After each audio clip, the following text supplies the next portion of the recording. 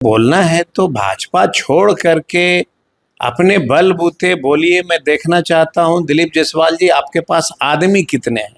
और रह गई बात बिल में घुसने का, जो विपक्ष के नेता लोग बोल रहे हैं उनको बिल में छुपने का जगह नहीं मिलेगा। तो जैसे ही आरजेडी के सारे एमएलए और कार्यकर्ता उनका जब भंडाफोड़ करेंगे तो न जाने कहां उनको छिपना पड़ेगा, वही जानते। और हमसे अगर पूछिएगा तो मैं फिर यही बात कहता हूं कि भाजपा के लोगों ने शिक्षा की बहाली रोकने के लिए न्यायालय का शरण लिया और पीके शाही ने आकर के माननीय मुख्यमंत्री जी को बताया कि भाजपा के लोगों ने जो है अपील किया है 8 मुकदमे 12 मुकदमे। पीके शाही ने जब आकर के बताया कि ये डोमिसाइल नीति जो हम लोगों ने लागू किया है, इस पे भाजपा के कई साथी लोग जो है न्यायालय चले गए। ऑन कैमरा सब चीज बोल रहे हैं। बिल्कुल बिल्कुल, कोई वो नहीं। और जब ये वापस ली गई, माननीय मुख्यमंत्री ने इसको वापस लिया जी, हमारे नेता ने कहा कि नहीं ऐसा होने देंगे, तेजस्वी यादव होगा। हाँ, तभी वो डंके के चोट पे कह रहे हैं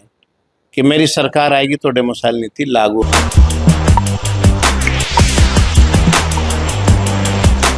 देखिए, दिलीप जायसवाल ने तो सीधे बोल दिया कि अगर हम बोलेंगे तो सारे आरजेडी जितने भी विपक्षी नेता हैं उनको बिल में जाना होगा। नमस्कार, मैं हूं निकुल तिवारी और आप वॉइस हब देख रहे हैं। हमारे साथ कुमार सर्वजीत मौजूद है।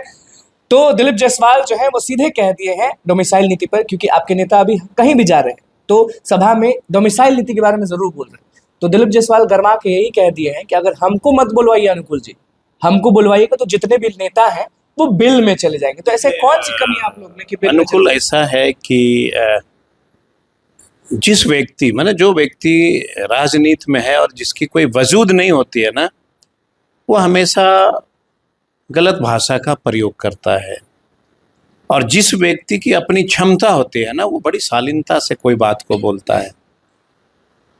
तो दिलीप जायसवाल उसी चिड़िया का नाम है, अपनी जिनकी कोई क्षमता नहीं, अपना कोई माने मुझे नहीं लगता है कि कभी अपने राजनीतिक जीवन में किसी गरीब को भी उन्होंने भला किया होगा।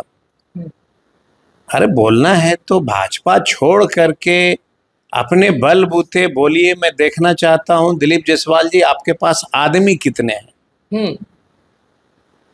और रह गई बात बिल में घुसने का, जो विपक्ष के नेता लोग बोल रहे हैं उनको बिल में छुपने का जगह नहीं मिलेगा। अगर थोड़ा भी शर्म है इन नेताओं को डोमिसाइल नीति पर, तो अपने राजनीतिक दल जो वो चलाते हैं पहले उसमें डोमिसाइल नीति लागू करें। तो जैसे ही आरजेडी के सारे एमएलए और कार्यकर्ता उनका जब भंडाफोड़ करेंगे तो न जाने कहां उनको छिपना पड़ेगा, वही जानते हो। उनका भी भांडा है कुछ। अब ये तो आरजेडी के जितने हमारे कार्यकर्ता हैं उनके ही जो कार्य क्षमता वाली जो जिला है वहीं से उनके भंडाफोड़ की शुरुआत हो जाएगी। लेकिन मेरा जो अपना मानना है, जिस नेता के पास अपनी कोई क्वालिटी होती है वो कभी अनाप शनाप भर्सन का प्रयोग नहीं करता है, बड़ी शालीनता से कोई बात को रखता है। विपक्ष का क्या काम है? मुद्दा उठाना। मुद्दा उठाना। हम मुद्दा उठाएंगे तो आप हमें धमकी दे रहे हो बिल में घुसेंगे। क्यों घुसेंगे भाई? नहीं, पोल खोलेंगे आप लोग का। दिलीप जायसवाल मना किया है अभी तक। 17 साल से आप पोले खोल रहे हैं। 17 साल से आपने पोल कभी खोला कि बिहार 100% साक्षर कैसे बनेगा? सर जी डोमिसाइल पर क्यों गुस्सा गए प्रदेश अध्यक्ष? जब हमने सवाल किया तो क्यों गुस्सा? आपने अनुकूल जी सवाल नहीं उनसे पूछा। उनसे ये सवाल पूछना था कि जब शिक्षकों की बहाली की शुरुआत हुई थी तो आखिर ये कौन लोग थे जो न्यायालय में जाकर के इस बहाली को डोमिसाइल नीति को डैमेज करने के लिए अपील किया था। तो आप ये उनका नाम ये इनको बताना चाहिए। और हमसे अगर पूछिएगा तो मैं फिर यही बात कहता हूं कि भाजपा के लोगों ने शिक्षा की बहाली रोकने के लिए न्यायालय का शरण लिया और पीके शाही ने आकर के माननीय मुख्यमंत्री जी को बताया कि भाजपा के लोगों ने जो है अपील किया है 8 मुकदमे 12 मुकदमे। तो क्या करना है भाई?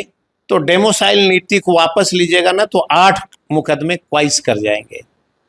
ये कौन लोग थे? बिल्कुल सर जी, इस पे बहुत आप क्योंकि बहुत बड़ा बात बोल दी है और बहुत बड़ा खुलासा कर दिया है, क्योंकि हम जब भी लोगों के पास जाते हैं, अभ्यर्थी हो या नेता हो या प्रदेश अध्यक्ष हो कि कोई भी हो, तो वो लोग कहते हैं कि तेजस्वी यादव जब आए थे 17 महीना, तो काहे नहीं डोमिसाइल लगवा दिए थे, काहे था। हाँ, यही खुलासा आया हाँ, उसमें यही था कि बिहार के नौजवान बेरोजगार इसमें भरेंगे, अप्लाई करेंगे, उनकी ही बहाली होगी।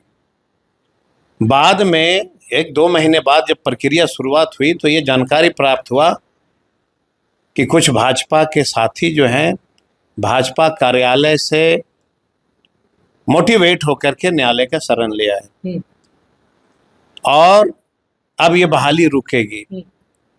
पीके शाही ने जब आकर के बताया कि ये डोमिसाइल नीति जो हम लोगों ने लागू किया है, इस पे भाजपा के कई साथी लोग जो है न्यायालय चले गए। ऑन कैमरा सब चीज बोल रहे हैं आप, बिल्कुल बिल्कुल।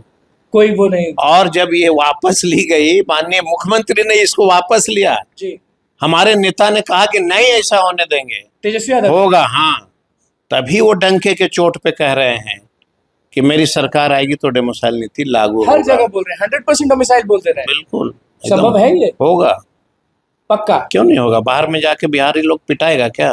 बिल्कुल। तो बिल में आप लोग नहीं जा रहे? पता नहीं उनका ये भाषा कौन सा बिल वाला है, हमें तो नहीं पता है, लेकिन मैं जरूर कहूँगा कि आप भाजपा के प्रदेश अध्यक्ष हो, मर्यादा वाली भाषा का प्रयोग करना चाहिए, क्योंकि जो आप बोलते हो आपके लोग, आपके बच्चे, आपके परिवार सब लोग सुनते हैं ना। बिल्कुल, देखिए अच्छा भाषा का प्रयोग करना चाहिए। प्रदेश अध्यक्ष का मतलब क्या होता है? मर्यादा। मर्यादा। और राजनीति में वही व्यक्ति अच्छा होता है, वही व्यक्ति सच्चा होता है जो किसी भी दल के प्रति मर्यादित भाषा का प्रयोग करता हो। बिल्कुल, देखिए कुमार सरजीत अलग ढंग से ही जवाब देते हैं, ना गुस्साते हैं ना कुछ होते हैं। प्रदेश अध्यक्ष को सीधे बोल दिए कि आप प्रदेश अध्यक्ष हैं, थोड़ा सीमा जानिए और मर्यादा जानिए।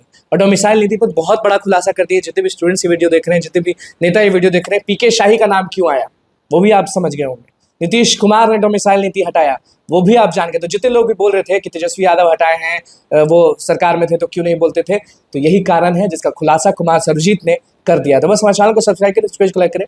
बहुत बहुत धन्यवाद।